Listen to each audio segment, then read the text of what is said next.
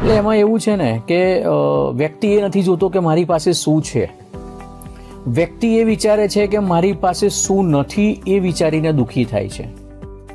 હમણાં હું અને મારા મિત્ર પસાર થતા હતા, એક નાનકડી વાત કહું આપને પાર્થભાઈ, કે પસાર થતા હતા કારમાં.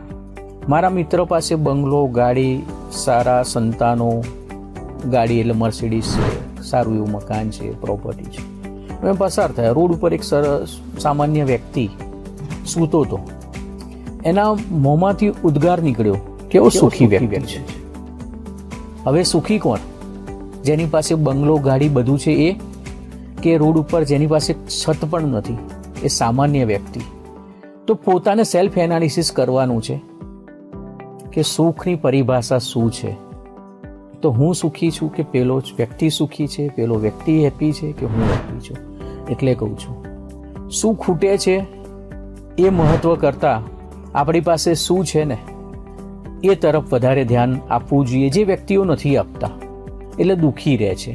હવે નક્કી કરવાનું છે કે દુઃખી રહેવું છે, દુઃખી થવું તું, કે મારે સુખી રહેવું છે કે સુખી થવું તું. એ સેલ્ફ એનાલિસિસ કરવી પડશે. એટલે પહેલી વાત એ આવે કે લવ યુ જિંદગી, લવ યુ.